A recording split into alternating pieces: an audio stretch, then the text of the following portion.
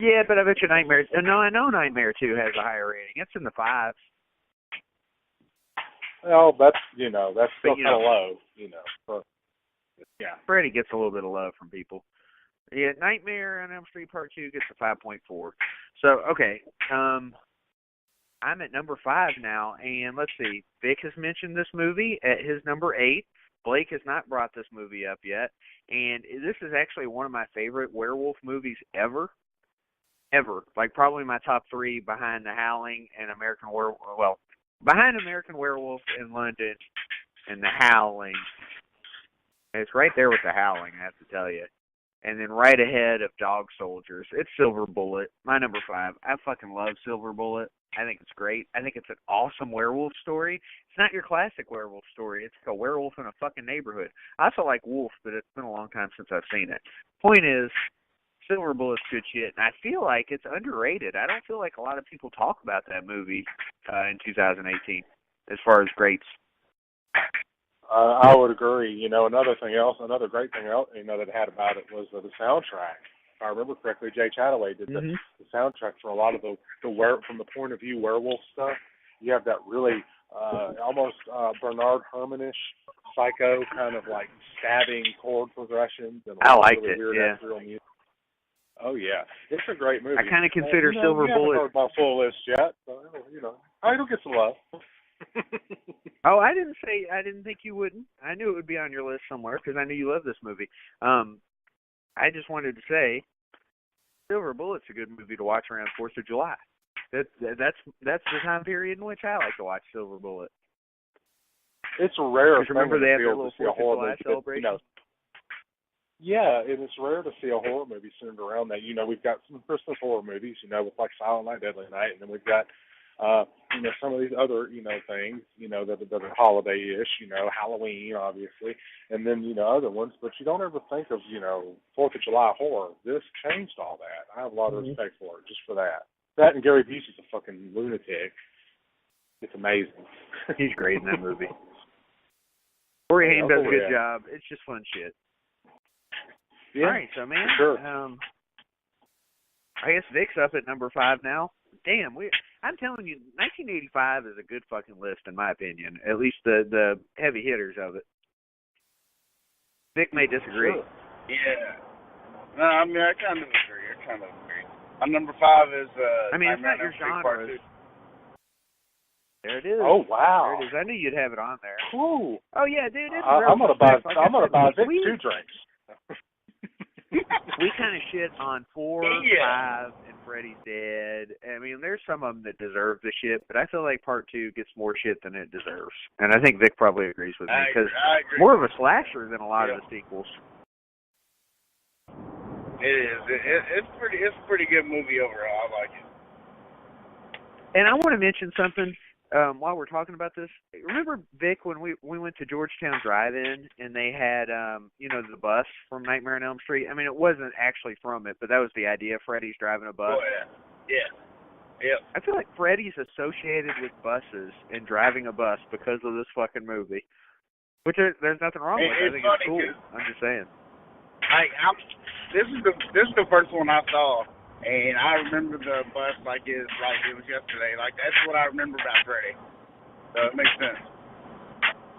I feel like I probably saw this one first also. I really do. Like, I know I saw it before the first one. I might have seen it. It was either this one or Part 3 I saw first. Obviously, I had that Part 3 poster, for a lot of my life. But, yeah.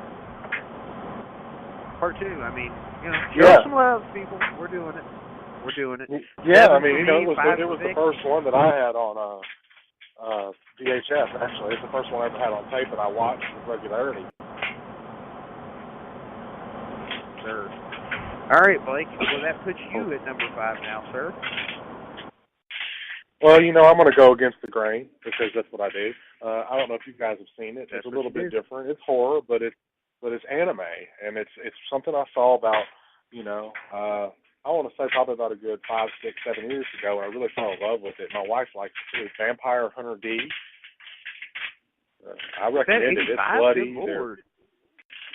Yeah. I didn't know that, man. So let me just throw something out to you. So you're cool with putting an anime on here, which I don't have any problem with, okay? But you were scared to put Once Bitten on here. I wasn't scared to put Once Bitten on here. Once Bitten is more of a horror comedy. There's nothing fucking funny about Vampire Hunter D. If you've ever seen it, there's nothing funny I've seen it. It's a cartoon. Beautiful. That's all. Well, it is, but it's a horror cartoon. It's horrific. The way that the vampires are portrayed, especially old Dracula. I remember those eyes like staring at me from the depths of the television, man. I was already an adult when I saw it the first time, and I was just mesmerized by it. The language, the violence. I saw it as an adult too. Yeah. I didn't realize it was that old, man. I really didn't. I had no idea. I thought it was like a '90s movie. No idea. Nope. That's funny.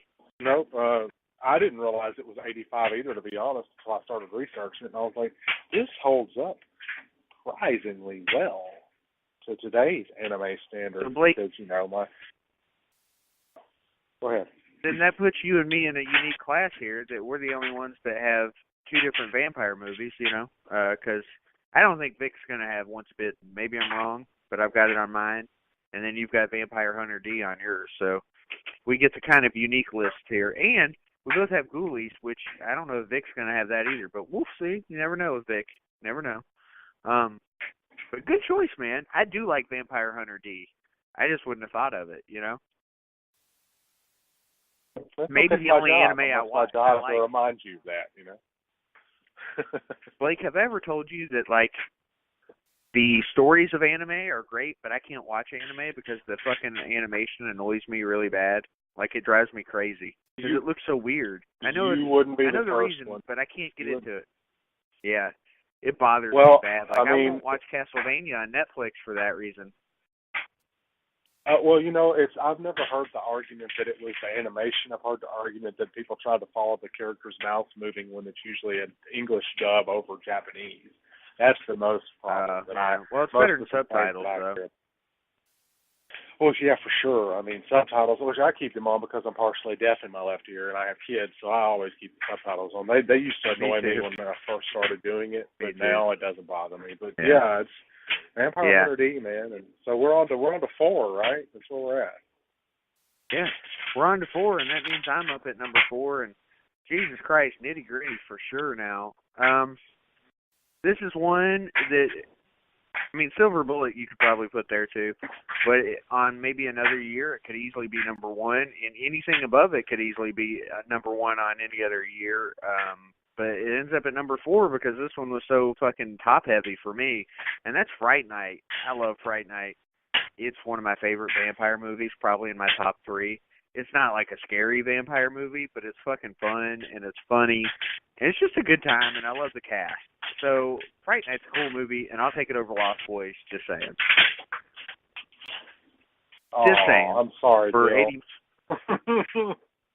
Well, just for 80s vampires movies, I like the story of Fright Night better, that's all. Like, I think Lost Boys could have been really good, but they needed about 10 more minutes of backstory on the vampires. So, that's me. But, I wouldn't mind a backstory on Jerry Dandridge and shit either. Yeah. So, we all have our things. So Steve was telling me some interesting stuff about the Jerry Dandridge pencil through the hand gag, and he had some stuff on his YouTube channel, Rebel Rules, there for a while. But yeah, that movie had a lot of really, really amazing effects, a lot of really, really great work, and it was for a mainstream movie, there was quite a bit of sexual stuff in there, Yeah, you get Marcy from fucking Married with Children in it too, just for the hell of it. Good shit. Yeah, right. And she's supposed to be hot in the movie, which she's not, but whatever. I guess we're on to Vic now, right? Yeah, because I'm really curious as to what his tops are, because I think maybe I have an idea, but we'll see. I really thought you might have Return of the Living Dead higher. As far as zombie movies go, I thought you liked it a little bit better. All right, number 4, Vic. Hi, my number 4 is Friday the 13th, Part 5. Wow.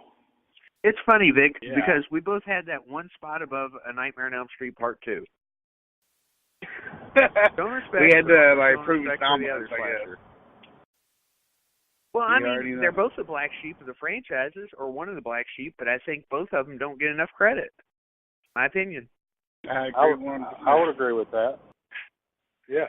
And it's all because, quote unquote, they changed the formula. But I feel like it's like, okay, so when you get to Friday the 13th Part 5, it's like Jason was fucking dead. You know? That just like Halloween 3. I keep Michael Myers hearing that. Yeah, that's what changing you're the saying. formula. Shit. Just like Halloween 3. Yeah, There's Halloween only one 3, big Nightmare movie that 2, really strays Friday from- 5. There's only one Friday the 13th movie that strays from the formula, and it's not the one that I want to shit on. It's Jason Goes to Hell because he's body hopping for some fucking reason. Even though I like that better than Jason X, I'm just saying. That's just, you know, getting that out there. Jabroni, if you're listening, I have I'm my sure you're thoughts not, on that. Jason X sucks. All right. I have my So thoughts number 4. on that. You know, again, you know, there's this, very particular kill, you know, in a tent in Jason Goes to Hell that just scarred me for life, but I love it. It didn't scar me. It but turned anyway. me on, but that's me. Oh, I didn't say I wasn't turned on. I just said it scarred me. You know, whatever. Number 4. Yeah, now you for like me, won't have man, sex unless you see somebody get a tip pull through them.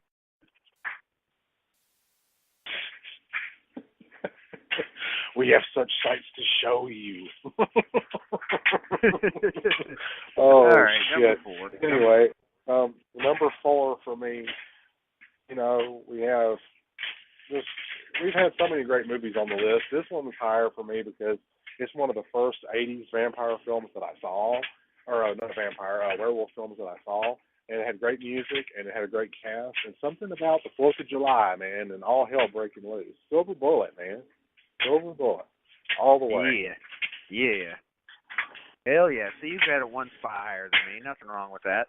I actually didn't see Silver Bullet until later in life. I was a teenager. My ex-girlfriend showed it to me. Jappy, Nicole. Then you know what I'm talking about? By the way, I saw her the other day at Spirit. I was with my family and I just ignored her. I ain't talking to her. Not that I have a problem with her, really, but I don't want to deal with her. Fuck that. She was there with her retarded kid. I mean, he's not really. He's a dick. I'm just being a dick. I'm just fucking around. Anyway, I'm just being an asshole. All right. Vic used to tell me he was ugly, and so he started it. I mean, Didn't you, Vic? Her ugly baby. Just honest.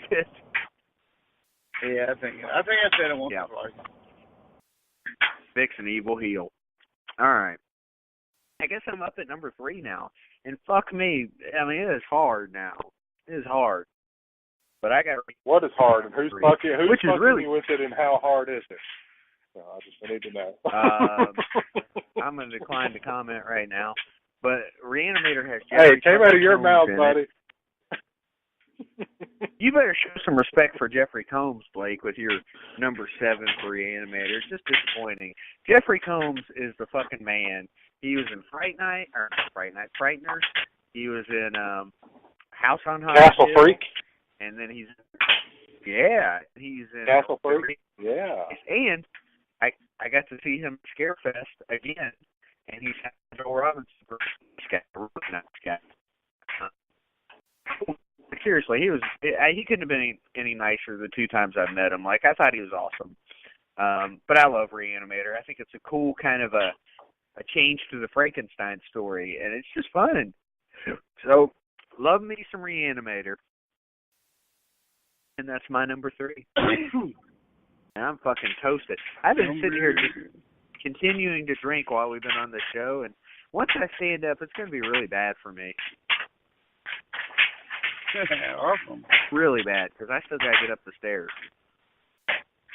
That's awesome. Yeah, I guess All right, my number 3. I'll be crawling. So I might get shit on for this movie, but it's one of my. Anybody that knows me knows that my second favorite murder weapon is a nail gun. So I'm going number 3, Nail Gun Massacre. Nail Gun Massacre. Yeah.